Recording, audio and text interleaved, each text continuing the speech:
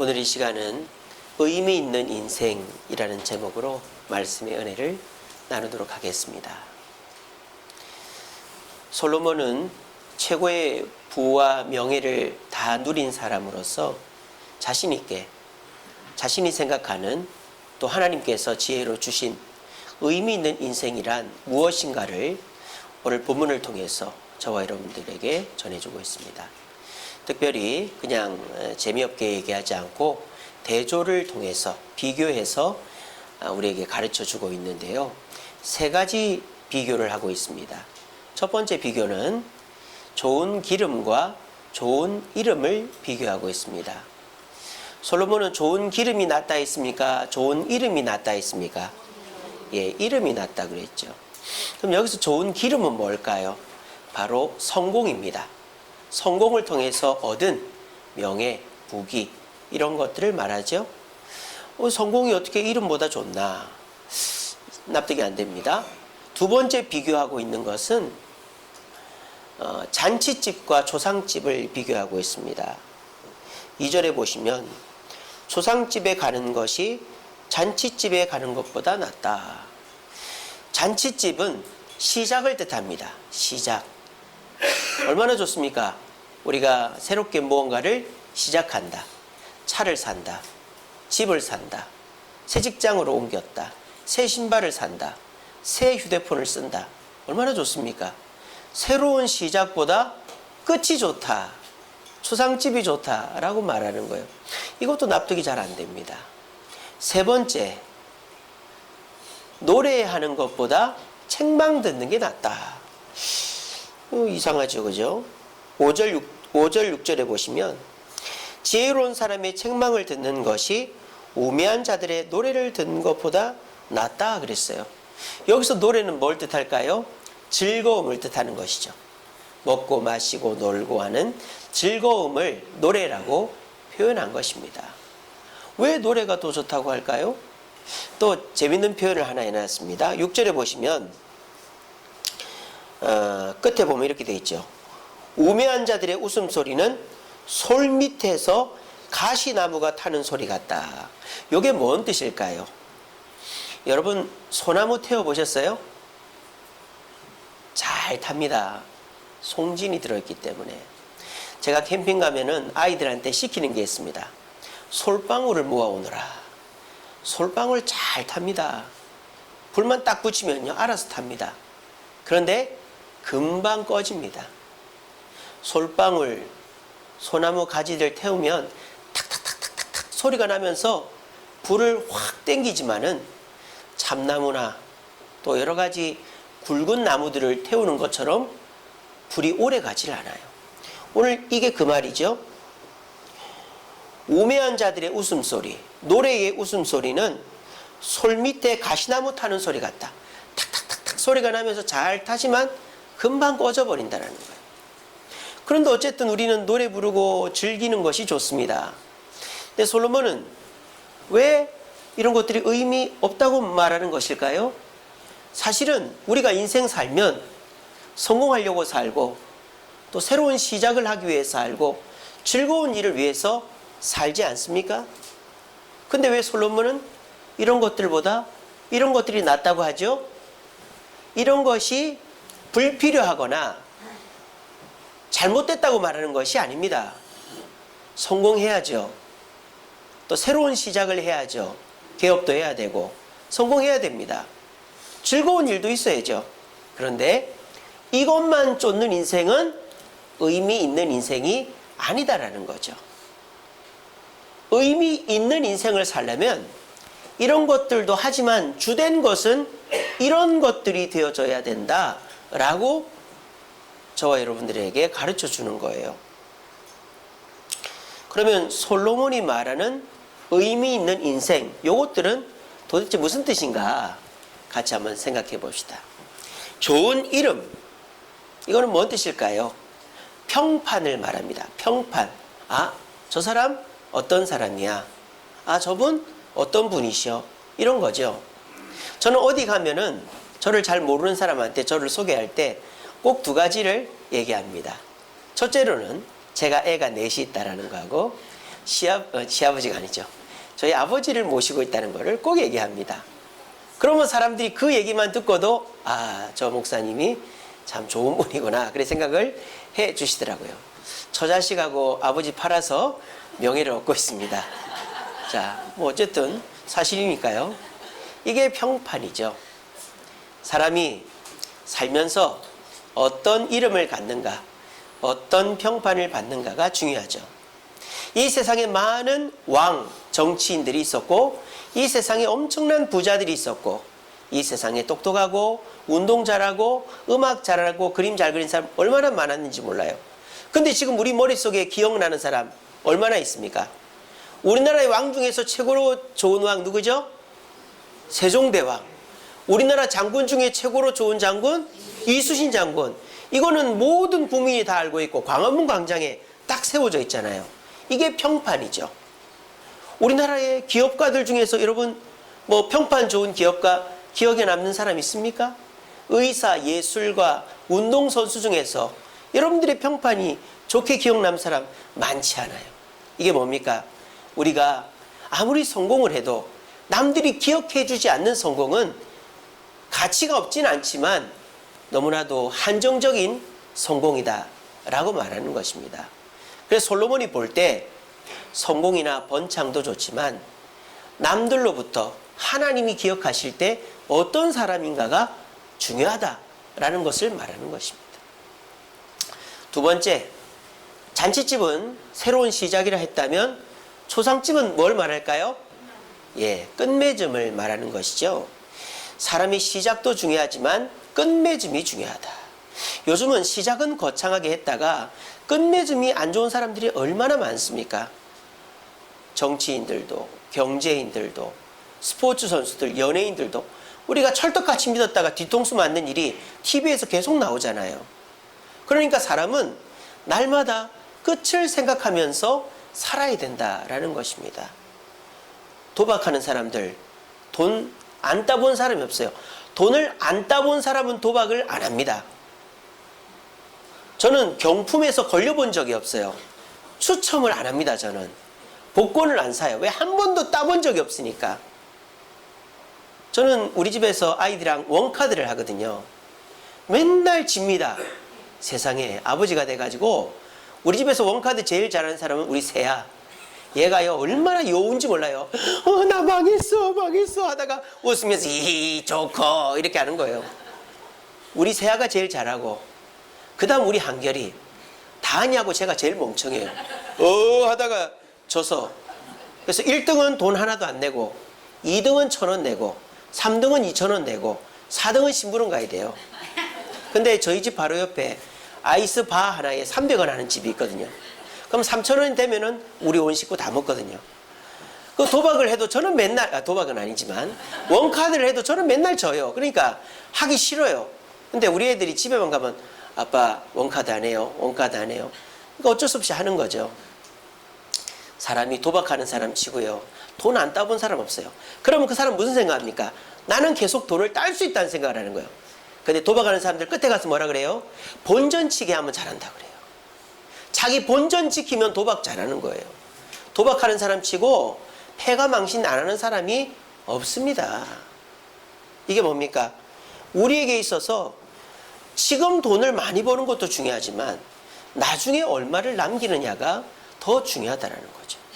그래서 사업하시는 분들은 돈을 버는 것도 중요하지만 씀씀이를 늘리지 말고 내가 나중을 대비해서 모아두는 것이 더 중요한 것이죠. 그래야지 제가 얼마 전에도 TV를 보니까 어부예요. 어부. 물고기 잡는 분. 근데 요즘 물고기 잘 안 잡히잖아요. 그러니까 어떻게 합니까? 그날 잡아오면 그날 쓰고 끝나는 거예요. 근데 어떻게 되죠? 배는 점점 낡고 수리할 때가 생기는 거죠. 그럼 나중에 배가 덜컥 고장이 나면 어떻게 됩니까? 빚을 내서 배를 바꿔야 되든지 수리를 해야 되는 거예요. 그러니까 평소에 어떻게 해야 되죠? 벌어놓은 돈에서 배를 살 돈을 모아놔야 되는 거예요. 오늘날 사람들이 시작은 좋습니다. 돈을 많이 벌어서 이제 막 떵떵거리고 싶은 거예요. 근데 나중에 끝날 때, 안 좋을 때를 생각을 못하면 그 사람의 인생은 의미 없는 인생이 된다는 거죠. 세 번째로 솔로몬이 노래보다 책망이 중요하다. 여러분 여기서 책망은 무슨 뜻일까요? 잘못한 것을 지적하는 것이 아닙니다. 오늘 본문에 뭐라고 되어 있습니까?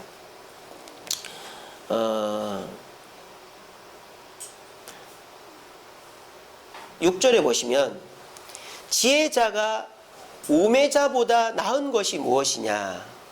살아있는 자들 앞에서 행할 줄을 아는 가난한 자에게 무슨 유익이 있는가? 그러니까 그 앞에 보시면 이제 우리가 제가 잘못 읽었네요. 예, 5절이죠. 7장 5절이죠. 제가 6장을 읽어봤네요. 7장 5절에 보면 지혜로운 사람의 뭐를 듣는 거? 책망을 듣는 거. 그러니까 이 책망은 지혜를 말하는 거죠. 그러니까 내가 잘못해서라고 듣는 거라기보다는 이렇게 하는 게 좋은 것 같아요. 그러면 이런 책망은 어떻게 해야 들을 수 있죠? 가만히 있으면 들려줍니까? 물어봐야 주는 거죠. 그죠? 그러니까 내가 혼자 할 수도 있는데 누구를 찾아가서 이거 어떻게 하면 좋을까요? 그러면 지혜를 가르쳐 주는 거죠. 이런 지혜가 노래 듣는 것보다 즐거워하는 것보다 낫다라는 거예요. 요즘 세상은요, 중간 점검이 없어요. 요즘은 그냥 다 즐겁게 사는 거예요, 평생을. 그러다가 끝에 가서 어려운 일이 딱 터지는 거죠. 근데 저희 어렸을 때만 해도 부모님들이 맨날 잔소리합니다. 자조심해라, 공부 열심히 해라, 엄한 사람한테 따라가지 마라, 뭐 절대 남한테 손 벌리지 마라. 그런 잔소리일 때 귀찮죠? 근데 그런 잔소리가 저를 키우는 것이죠. 근데 요즘 아이들은 잔소리를 듣지를 않으니까 나중에 가서 직장생활이 꼬이고 사회생활이 꼬이고 결혼해서 가정생활이 꼬이는 것이죠. 잔소리가 곧 지혜요, 사람 사는 도리를 배우는 거 아니겠습니까? 부모도 귀찮고 자식도 싫어하니까 잔소리를 안 해요. 그건 지혜인데 말이죠. 잔소리를 듣고 자란 자녀, 공부 열심히 해라, 늦잠 자지 마라, 사람들한테 절대 부끄러운 행동하지 마라, 주일이면 꼭 교회 가야 된다, 성공하는 것도 좋지만 하나님을 먼저 섬겨야 된다. 그때는 듣기 싫죠. 하지만요, 부모님 돌아가시고 나면은 그 소리가 얼마나 그리운지 몰라요. 어제 저희 집안 조카 결혼식이 있어가지고 결혼식을 갔는데 아버지를 모시고 갔더만은 울산에 있는 막내 고모가 올라오신 거예요. 저희 아버지 바로 밑에 동생이거든요. 70 되셨고 고모부는 학교 선생님이셨는데 74 되셨습니다. 얼마나 반갑든지 아버지가 얼마나 좋아하신지 몰라요. 왜냐면 우리 고모 보러 갔거든요. 그래가지고 제가 아버지하고 우리 고모 내외분 모시고 남산 케이블카도 가고 롯데 타워도 가고 그렇게 했어요. 얼마나 좋아하신지 몰라요. 남산을 40년 만에 처음 다시 와봤대요. 그리고 롯데타워 가니까 요즘은 미세먼지 때문에 잘 안 보이더라고요. 근데 어쨌든 좋아하시고, 그래서 저희 집에 식사하시고 근처에서 주무시고 오늘은 서울 시티 투어 하신다고 제가 아침에 동대문에 모셔다 드렸습니다. 근데요, 제가 그러면서 너무 가슴이 아픈 게 뭔지 아세요? 우리 고모 옆에는 고모부가 있는데 우리 아버지 옆에는 어머니가 없는 거예요. 그러니까는 우리 아버지 팔을 누가 잡느냐 하면은 우리 고모가 아버지 팔을 잡고 가는 거예요. 왜냐하면 아버지가 이제 좀 이렇게 길을 뭐 그런 거 있으니까. 그래서 아버지를 꼭 챙기니까 저는 이렇게 막 이렇게 찾아다녀야 되니까. 그러니까 우리 고모부가 갑자기 그 뭡니까? 마누라 없는 남자가 돼버린 거예요. 뒤에서 쫄래쫄래 막 이렇게 걸어오는 거예요. 제가 참 죄송스럽더라고요. 그래서 저는 지금 제일 후회되는 게 뭐냐? 우리 어머니 여행 한번 못 보내드리고, 우리 어머니 같이 식사 맛있는 거 못 사드리고, 그게 참 한이 됩니다. 우리 지금 젊은 자녀들은 그거 모르죠? 모를 거예요, 아직은. 아이고, 엄마 잔소리 귀찮다. 아이고, 엄마 없었으면 좋겠다. 혼자 집 나가 살았으면 좋겠다. 집 나가 살아보십시오. 1년, 2년은 좋죠. 엄마가 얼마나 보고 싶고, 남한테 잘해주는 거 내가 부모한테 못해주는 게 평생의 한이 됩니다. 그래서 제가 어제 사실은 저희 고모부님을 위해서가 아니고 우리 아버지 위해서 한 거예요. 우리 아버지가 고기를 사드린다고 좋아합니까? 미국에 있는 동생 집에 보내준다고 좋아합니까?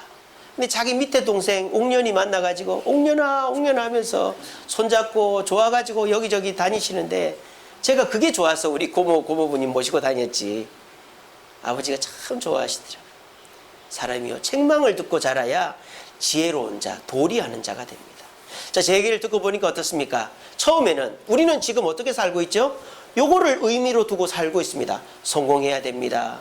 새로운 시작을 해야 됩니다. 새로운 시작을 해서 성공을 해야 됩니다. 그리고 성공을 하면 그걸 가지고 막 쓰고 즐기고 노는 거, 노세 젊어서 노세. 이게 우리 인생의 의미가 되어 있어요. 그런데 오늘 솔로몬은 우리에게 뭔 얘기를 해요? 이런 것 하지 말라는 건 아니지만 우리에게 더 중요한 것은 남들에게 내가 어떤 사람으로 평가받고 있는가가 중요하고, 내가 시작도 중요하지만 끝에 어떻게 기억되는가, 얼마를 남기는가가 중요하고, 내가 평소에 재밌게 사는 것도 중요하지만 누군가로부터 지혜의 책망을 듣는 것이 중요하다라고 말하는 거예요. 왜? 이런 인생은 무엇을 쫓는 인생이냐? 감정적인 기쁨을 쫓는 인생이기 때문입니다. 요즘 사람들이 중독되어 있는 것 중에 하나가 즐거움에 중독되어 있어요. 재미 중독증. 여러분 TV 틀어보십시오. 요즘은 진지한 게 없어요. 뉴스도 코미디언들이 나와서 하고, 시사 프로도 뉴스도, 그리고 뭐 드라마도 막 웃기는 드라마, 김치로 싸대기를 때리고 주스를 에이 하고 쏟아야 되고, 영화도 지금 극한 직업이라고 영화 나왔잖아요. 내일 저희 집사람이랑 보러 가기로 했습니다. 1,400만이나 들었다길래. 그래서 이제 그 영화도, 우리나라 영화가 넘사벽이 있잖아요. 이순신, 명랑, 그건 1,700만이라 그거는 못 넘을 것 같다 그러더라고요. 2등까지 간대요. 근데 우리나라 영화도 보면 진지한 영화는 흥행이 안 돼. 이제 재밌는 거, 그런 게 흥행을 하는 거죠. 그래서 사람들이 다 재밌는 것만 쫓다 보니까 일상도 재밌기를 바래요. 공부도 재밌게 공부해야 되고, 일도 재밌게 해야 되고, 가정도 재미가 있어야 되고, 사람도 재미가 있어야 된다는 거예요. 자, 이 거꾸로 하면 뭡니까? 요즘 아이들은 공부가 재미가 없으면 공부를 할까요, 안 할까요? 왜 공부를 안 해요, 요즘 애들이? 자, 일이 재미가 있어야 되는데 일이 재미가 없어. 그러니까 사람들이 요즘 일하는 거를 별로 좋아하지 않아요. 산으로 들러 다니고 싶어 해요. 가정에 들어가면 재미가 있어야 되는데 재미가 없어요. 그러니까 다들 집에를 안 들어가는 거예요. 또 사람이 재미가 있어야 되는데 나한테 딱 맞는 사람이 없어요. 그러니까 사람도 안 만나는 거예요. 다 거리를 두고 사는 거예요. 재미 중독증입니다. 그러면 결과적으로 사람이 어떻게 될까요? 현실을 도피하게 되는 거예요. 왜? 요즘 같은 시대에 재미가 어디 있습니까? 경기도 좋지 않고, 정치도 복잡하고, 건강도 안 좋고, 미세먼지 많고, 돌아다니기 싫어하고, 사람 만나기 싫어하고, 현실을 도피하는 것이죠. 그리고 재미있는 일만 찾아다니는 거예요. 이런 거. 새롭게 시작해서 잘 되기를 바라고, 그리고 즐거운 일. 근데 정상적인 삶 속에 이런 게 없단 말이에요. 비정상적으로 사기를 쳐서라도, 불법을 저질러서라도, 마약을 해서라도 즐거움을 얻어야 되겠다 하는 사람들이 요즘 사람들이에요. 그런 인생에 무슨 의미가 있겠습니까? 그런데 우리는 그런 사람들이 그런 목표를 향해서 나아가고 있다는 걸 모르고 TV에서, 드라마에서, 또 여러 교수들이 하는 얘기만 듣고, 그래, 나도 새로운 시작을 해야 돼. 그리고 나도 성공해야 돼. 나도 재밌는 일을 해야 돼. 그러면서 인생을, 현실의 어려움은 뒤로 해버리고 즐거움만 쫓다 보면 결과적으로 인생을 헛살게 되는 것입니다. 자, 그러면 평판을 위해서, 마지막을 위해서 지혜를 들으며 사는 인생은 무엇을 쫓는 인생일까요? 왜 의미 있는 인생일까요? 바로 고난 속에서 묵상하는 인생이 이러한 인생이기 때문입니다. 자, 이런 것의 공통점이 뭐죠? 좋은 평판을 듣는 것은 어렵습니다. 마지막을 남기려면 내가 중간중간에 연금 넣듯이 아껴야 됩니다. 남에게 지혜를 듣는 것은 내 잘못을 지적받는 거기 때문에 들을 때는 마음이 아파요. 이게 다 고난이죠. 공통점이. 평판과 마지막 남기는 것과 남에게 뭔 소리 듣는 거는 고난이에요. 그런데 이 고난 속에서 이 고난을 감정적 기쁨으로 피하지 말고 맞닥뜨려서 묵상하는 사람은 의미 있는 삶을 살게 된다는 거예요. 종교개혁가 마틴 루터가 원래는 법학을 하는 법학도였습니다. 내 친구랑 같이 길을 가는데, 여러분 우리나라는 벼락이 쳐도 땅으로 치는 경우가 별로 없잖아요. 왜? 높은 산이 있으니까. 근데 독일이나 미국을 가면요, 산이 별로 없어요. 다 평지예요. 우리나라는 숲은 다 산에 있잖아요. 미국이나 유럽은 숲이 평지에 있어요. 막 울창한 숲이, 반지의 제왕 보면 이런 거 보면 나오잖아요. 근데 이 마틴 루터가 길을 가는데, 평평한 길을 가는데 번개가 친 거예요. 어떻게 됐느냐? 친구가 번개 맞아 죽어버린 거예요. 얼마나 슬픕니까? 얼마나 원망스럽습니까? 근데 그 고난 속에서 마틴 루터가 뭘 했느냐? 묵상을 했답니다. 인생이란 뭔가, 신앙이란 뭔가, 내가 법학을 해서 열심히 해서 성공한다고 한들 이 번개 맞아 죽으면 나는 천국 갈까? 그 고민을 한 거예요. 그래서 루터가 번개 맞아 죽은 친구를 보면서 법학을 버리고 신학의 길로, 신부의 길로 들어섰다고 합니다. 저와 여러분들에게 고난이 많죠. 특별히 요즘같이 힘든 시기에는 고난이 많아요. 그런데 우리는 그 고난을 자꾸 피하려고 합니다. 안 보려고 합니다. 그냥 현실을 기피하고 감정적 기쁨으로 재밌게 살면 내 인생은 성공한 것으로 생각합니다.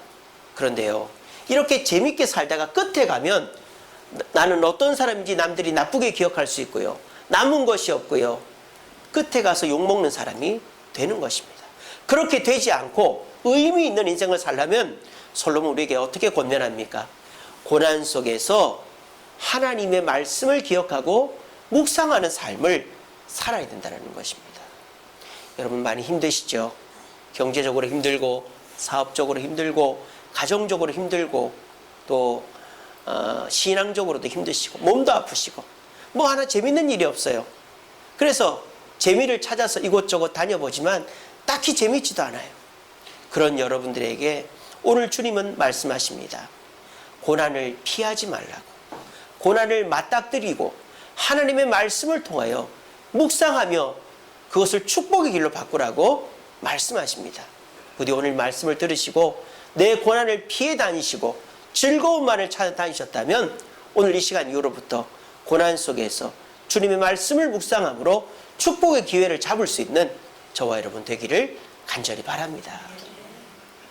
시편 119편 71절에 고난이 나에게 유익이다, 고난 속에서 주의 말씀을 배웠다라는 구절이 있습니다.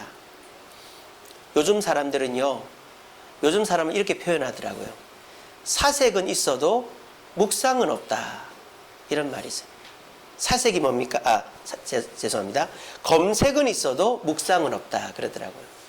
여러분들 요즘 얼마나 좋습니까? 스마트폰으로 궁금한 거 있으면 다 찾아볼 수 있어요. 그런데 거기에 대한 내 생각은 없는 거예요. 우리가 참 조심해야 될 게 뭔지 아십니까? 뉴스를 그대로 믿으면 안 돼요. 남의 얘기를 그대로 믿으면 안 돼요. 반드시 따져봐야죠, 내 생각대로. 그래서 요즘 인터넷이나 스마트폰으로 기사 검색을 하면 제일 먼저 뭘 보는지 아세요? 기사 제목을 보고 댓글을 봅니다. 이 기사를 다른 사람들은 어떻게 생각하는가? 그래서 댓글 공작이라는 게 나온 거 아니겠어요? 여론을 조작하는 것이죠. 여러분들 댓글 보지 마세요. 내 생각으로 묵상을 하십시오. 인터넷이나 스마트폰에서 내가 어디 맛집이라든지 뭐 좋은 장소라든지 세상 돌아가는 이야기를 검색을 하시면 그거에 대해서 검색을 하고 묵상을 해야죠. 내 생각으로 그걸 바라봐야지 댓글에서 잘잘못을 판단하면은 우리는 내 스스로 판단할 수 있는 능력을 잃어버리게 되는 겁니다. 오늘날 사람들은 검색은 하되 묵상을 하지 않아요. 그러니까 내 생각이 점점 흐려지고 내 스스로 판단할 수 있는 능력이 상실되어져 가는 것입니다. 여러분 한번 여러분이 살고 있는 이 현실을 검색만 하지 마시고 남은 어떻게 사나, 어떻게 해야 성공할 수 있나? 이건 어떻게 해야 될까? 검색만 하지 마시고 묵상을 하십시오. 그래, 이게 옳은 것 같아. 이렇게 해야지. 특별히 오늘 말씀을 들으시고 여러분 개인적으로 성경을 읽으시면서 묵상을 하시기 바랍니다. 그러면 아무리 큰 고난이라도 그 고난이 바뀌어서 저와 여러분들을 축복의 길로 인도하는 도구가 되게 되어질 것입니다.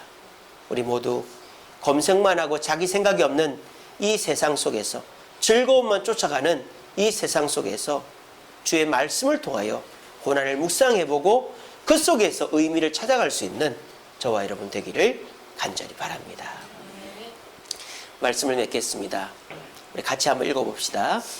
세상에서는 너희가 환난을 당하나 담대하라. 내가 세상을 이기었노라.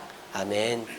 이 말씀은 예수님이 십자가 달리기 전날 밤에 제자들 앉혀놓고 가르치신 마지막 말씀이에요. 다락방 강해라고 하죠. 여기 보면 인칭이 재밌습니다. 환난은 누가 당한다고 돼 있어요? 누가? 너희가. 환난 제자들이 당한다는 거예요. 자, 이긴 거는 누가 이겼다고 돼 있어요? 내가. 여기서 내가는 누굴까요? 예수님이에요. 환난은 너희가 당하고 이긴 건 내가 할게. 이 뜻이 아니죠. 너희도 나처럼 환난을 당한다. 하지만 너희도 나처럼 이길 것이니까 큰 걱정하지 마라 라고 말하는 거예요.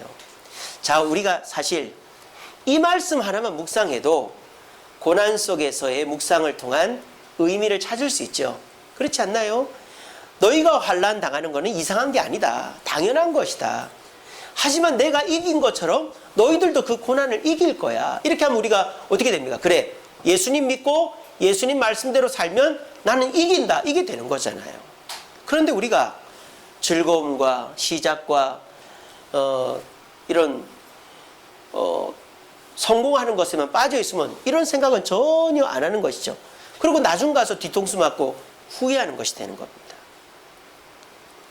우리 인간에게 있어서 고난이 많을까요? 즐거움이 많을까요?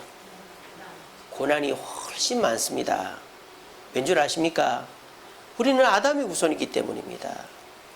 아담이 범죄하지 않았으면 우리는 즐거움이 훨씬 많은 사람들입니다. 근데 아담이 하나님의 명령을 어겼기 때문에 하나님이 아담에게 일을 해서 가족을 부양하라는 벌을 주셨고, 여자는 아이를 낳는 고통을 주셨습니다. 그러니까 인간은 그 원죄로 인해서 인간의 기본은 고난 속에서 살게 되어 있는 거예요. 그런데 요즘 현대가 너무 과학이 발달하고 풍요로우니까 그거를 한번 뒤바꾸려고 하는 거예요. 인생은 즐기는 것이다. Just do it. 네가 하고 싶은 걸 해. 즐겨. 뒷감당은 하지 말고 즐겨. 그렇게 얘기하는 거예요. 그것은 하나님의 질서를 어기는 것이죠. 하나님은 우리 속에 우리 인생은 고난이다. 어쩔 수 없다. 아담으로 인해서 생겨난 고난을 우리는 감수해야 된다라고 말합니다. 환난을 당해야 된다라고 말합니다. 하나님을 믿는 사람은 환난 앞에서 도망가거나 즐거움을 찾아서는 안 되고 맞서야 됩니다. 그러면 어떻게 된다? 예수님처럼 이기게 된다라는 것이 주님의 뜻입니다. 이 인생이 의미 있는 인생이 되는 것입니다. 오늘 이 자리에 오신 저와 여러분들은 의미 있는 인생을 살고 계십니다. 왜? 이 시간에 다른 일 하지 않으시고 또 성공이나 또는 즐거움이나 뭐 이런 거 하지 않으시고 교회에 오셨으니까요. 그리고 의미에 대한 설교를 들으셨으니까요. 여러분들이 오늘 말씀을 들으신 것을 이제 일주일 동안 실천해 보시기 바랍니다. 제가 지난 금요기도회 때 부조리한 세상이라는 제목으로 설교했습니다. 우리는 부조리한 인생을 살고 있습니다.